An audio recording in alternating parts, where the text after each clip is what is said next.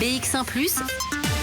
L'invité de Fabrice Grosfilet. Voilà, et parmi ces 1 220 000 Bruxellois, il y a Michael Vossart. Bonjour, merci d'être avec nous. Vous êtes député bruxellois pour Défi et vous siégez également au Parlement de la Fédération Wallonie-Bruxelles. On y reviendra en fin d'entretien. Je voudrais qu'on commence par l'actualité. Un avant-projet de plan taxi déposé par Rudy Verwoerd sur la table du gouvernement bruxellois. Je rappelle que Défi est dans la majorité à Bruxelles.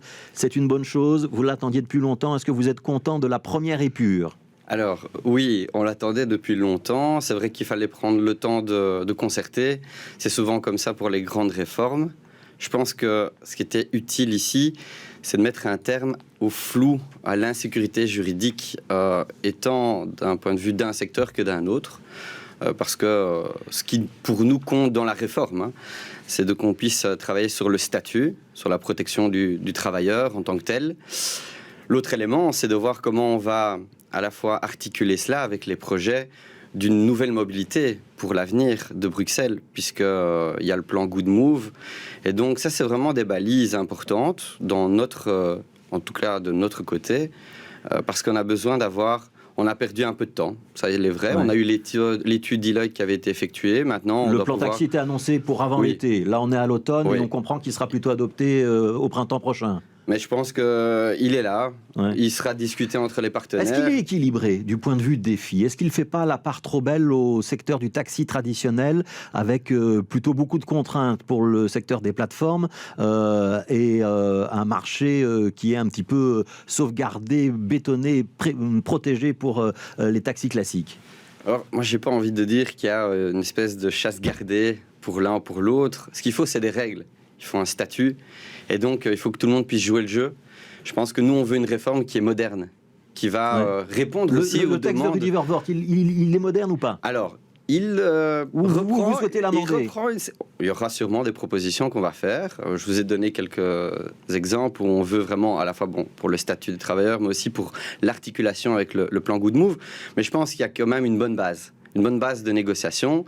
Il y a des choses qui sont importantes, notamment par rapport au statut, comme je l'ai dit, la protection des travailleurs, le fait d'avancer pour, je dirais, encadrer un marché avec, et y compris pas simplement un secteur mais un autre, notamment les LVC et les taxis. Mais on devra voir un petit peu finalement quelles sont les marges de manœuvre dans la négociation. C'est aussi ça, faire partie de la majorité. C'est pas simplement... On a une feuille de route au niveau régional. Oui. Il y a la question du régulateur qui sera sur la table. C'était détaillé dans l'accord de gouvernement. Tout à fait, il y a la question du régulateur. On va voir comment on peut implémenter tout cela. Je pense que c'est bienvenu d'avoir un cadre. C'est très important. C'était attendu par les deux secteurs qui vont plutôt n'en faire qu'un plus tard. Mais je crois qu'il faut penser déjà à la future mobilité de demain et de voir comment on va articuler ça avec le plan Good Move, par exemple. Un des avantages du plan de Rudy Verwoerd, s'il est adopté, c'est que ça va permettre de donner effectivement un statut à tous ceux qui travaillent sous le label des plateformes collaboratives, que ce soit Uber, Eats ou d'autres qui pourraient arriver. Est-ce qu'on doit étendre ce principe à d'autres secteurs de l'économie collaborative? Je pense à la livraison de repas, qui a pris une place très importante en région bruxelloise. Est-ce que là aussi, il faut encadrer? Moi, je pense qu'il faut déjà ne pas être fermé par rapport à tous les nouveaux métiers qui se sont développés, notamment ici pendant la crise. Et pour Défi, on doit faire en sorte qu'on puisse ouvrir le cadre, le marché, et s'adapter finalement à la demande des Bruxellois et Bruxelloises. Et donc, ça fait partie justement d'une réflexion qu'on doit avoir. Ici, c'est peut-être un petit peu prématuré de l'intégrer directement dans la discussion sur le secteur des taxis. Ouais. Donc ça, c'est une réflexion à part. Je pense qu'il faut le mettre à part. Mais il ne faut pas l'écarter. Ce n'est pas en tout cas, ce n'est pas notre choix. Alors, vous êtes parlementaire, la commission de la santé et l'assemblée plénière sont amenés à se prononcer cette semaine sur un premier texte qui concerne le Covid Safety Kit. Il y aura un second texte une fois qu'on aura l'avis du Conseil d'État. Le premier texte, c'est l'accord de coopération. Le second texte, ce sont plutôt les arrêtés d'exécution sauce bruxelloise de ce Covid Safety Kit. Défi a fait part d'un certain nombre de demandes d'éclaircissement, d'encadrement de ce Covid Safety Kit. C'est-à-dire que vous avez l'impression qu'on doit repréciser un certain nombre de choses? Alors, il faut penser aux citoyens avant tout. Dans cette crise, il veut une communication claire et il veut pouvoir il faut qu'on puisse objectiver les décisions qu'on prend. Alors, dans l'accord de coopération, il y a des mesures, des balises, des indicateurs. Et nous, on veut aller un pas plus loin. Donc, les indicateurs, les taux de contamination, le nombre d'hospitalisations, etc. Et en prenant l'exemple français où on a été dans l'instauration du pass sanitaire, parce qu'on parle de l'accord de coopération et puis on parle de l'ordonnance plus tard, ici, dans le pass sanitaire, il y avait des indices de contamination. Donc, ça veut dire qu'il faut dire clairement à partir de quel seuil on applique ce Covid Safety Kit et à partir de quel seuil il s'arrêtera. En tout cas, c'est ce que nous voudrions, qui est comme déjà débat, réflexion. Ce n'est pas une demande qui ne vient que de notre côté, mais je pense qu'elle est nécessaire parce qu'elle peut créer aussi ce rapportage permanent. Et aussi, sachez que le pass sanitaire, on assume, on va le mettre en place avec un certain nombre de balises, on répond à l'avis du Conseil d'État, l'autorité de protection des données, tout ça c'est très important. Mais ce qu'on doit pouvoir faire, c'est aussi de dire que c'est limité dans le temps et justifier si on reconduit pourquoi cette on le mesure. reconduit. Voilà. Et donc ce débat, il aura lieu en 2 temps. Il y a à la fois le gouvernement et le fameux groupe d'experts, le RAG, qui reprend évidemment les éléments de contamination, l'incidence, parce que c'était ça que je voulais faire référence à. En France, on parle de l'incidence.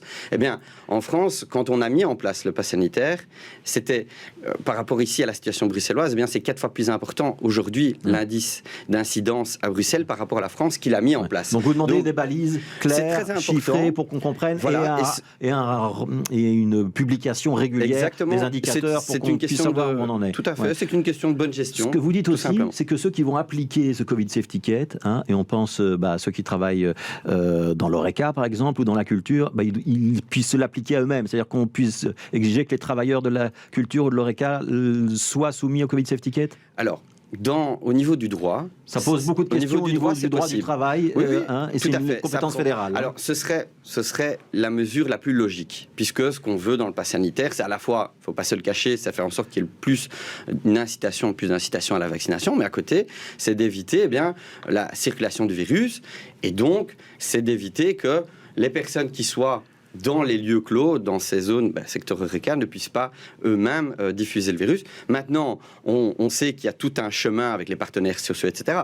Mais on en a parlé, on espère être entendu. En tout cas, si ce n'est pas le cas, on veut essayer d'avoir un maximum de solutions. Et pour revenir sur les solutions avec le pass sanitaire, il n'y a pas que ça. Pour les lieux clos, nous étions les premiers à expliquer qu'il fallait travailler sur la ventilation. Et là, moi, j'en veux au fédéral. Parce que depuis des mois, on ne travaille pas du tout sur la ventilation et sur la manière de travailler dans les lieux clos, de financer des mécanismes de décontamination de l'air. Ça, franchement, ça fait des mois et des mois qu'on le demande. Bruxelles avait lancé un financement et on attend toujours que le fédéral débloque un protocole clair là-dessus. Donc ça fait partie des solutions, le pass sanitaire, la ventilation, le testing, etc. Il y a un certain nombre de lieux culturels, des théâtres qui disent qu'ils ne veulent pas appliquer ce Covid Safety Kit et qu'ils préféraient rester au protocole actuel. On peut les entendre ou pas? On doit être dans la concertation d'abord. Je ne veux pas qu'on puisse se lancer en disant ce n'est pas possible ou c'est possible. Si on a une exception pour les théâtres, on pourra en avoir une pour les restaurants, on pourra en avoir pour d'autres. Dans les régimes d'exception, ça peut être un piège. Il faut absolument d'abord continuer la concertation. Donc on va discuter avec cela. Tout à fait.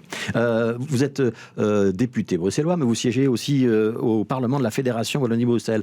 Ce Parlement a adopté hier le plan de rénovation des bâtiments scolaires. 40% des sommes prévues vont aller pour le réseau Wallonie-Bruxelles Enseignement, qui ne représente que 15% des élèves. C'est injuste ou pas? Alors, sur le principe d'égalité, ce n'est pas correct. Et donc, nous, on avait fait une proposition d'une autre clé qui a inscrit le principe d'égalité à un élève. Vous l'avez voté ou pas, le plan? On a voté contre, et je vais vous donner un autre exemple. Pourquoi on a voté contre? Pour cet élément-là, de principe, mais sur l'élément juridique aussi. Parce que sachez que ce texte n'est pas à l'abri d'un recours. Et ce que j'ai répété au ministre en Fédération de Bruxelles, c'est qu'il parle d'une première pierre, mais il faut aussi le ciment. Et le ciment, c'est la base solide du texte. Et je pense que là, on n'est pas à l'abri d'un recours. Donc c'est le CEGEC, le secrétariat général de l'enseignement catholique, qui menace de déposer un recours. Par exemple, mais ça peut être un citoyen qui a une famille, un parent, un élève. Mais donc vous auriez souhaité qu'il y ait moins d'argent pour la rénovation des bâtiments de Wallonie-Bruxelles Enseignement et plus pour d'autres réseaux? Ça, c'est un mauvais calcul. Je pense qu'il faut d'abord travailler sur le principe d'égalité. Ensuite, il faut travailler sur l'accompagnement des différents PO pour pouvoir répondre à l'appel à projet. On avait fait une proposition de clé qui répondait simplement à la logique, le nombre d'élèves qui fréquentent les réseaux. Et c'est pas le but de créer une guerre scolaire, des essayer d'opposer l'un et l'autre. C'est juste travailler sur le principe de l'égalité. Ouais. Et ça, ce n'est pas rencontré. Alors, une dernière question. Vous êtes chef de groupe, nouvellement nommé à la Fédération de Bruxelles, où Défi a 3 députés. Il y a eu beaucoup de changements dans ce groupe, puisque Christophe Macdelens et Joël Maison, qui en faisaient partie, sont sortis du Parlement de la Fédération. Ils se concentrent désormais exclusivement sur le gouvernement bruxellois. Avec 3 députés, on pèse dans le débat ou c'est impossible ? Regardez à la Chambre, nous avons 2 députés et nous existons. Je pense que nous devons choisir nos combats. On ne sait pas être partout. Alors, c'est dommage. Et je regrette le départ de Joël Maison et de Christophe Macdelens. Nous avions une complémentarité. Mais nous avons la capacité d'exister. Oui. Mais il y a un élément qui est important et que je vais remettre sur la table, c'est la question du règlement de ce Parlement. Par rapport au contrôle démocratique, en tant que député... Vous voudriez être un groupe ? Nous voudrions tout simplement faire en sorte qu'on ait plus de moyens, pas financiers, mais démocratiques, c'est-à-dire le nombre de questions d'actualité qu'on peut déposer, la manière dont on peut intervenir dans les débats. Je pense qu'il y a une réforme du règlement aussi ou pas ? Non, on n'est pas à la recherche simplement de moyens financiers. Parce qu'il a été question de faire un groupe technique entre le CDH et Défi. Pourquoi ça n'a pas eu lieu ? Ça vous aurait permis de mutualiser vos moyens. Je pense qu'il y a 2 lectures là-dedans. Il y a à la fois mutualiser les moyens, faire en sorte qu'il y ait plus de possibilités d'intervenir. Mais je pense que finalement, le plus important, c'est de réformer le règlement du Parlement. Ouais, et là, ce n'est pas le cas. Et ça veut dire qu'avec 2 députés, on sera un groupe ? Avec un député qui devrait être égal à un député, la réforme de règlement devrait avancer dans ce sens-là. Merci beaucoup, Michael Vossart. Merci d'avoir été avec nous. Vous êtes député bruxellois et donc député aussi au Parlement de la Fédération Wallonie-Bruxelles. On tourne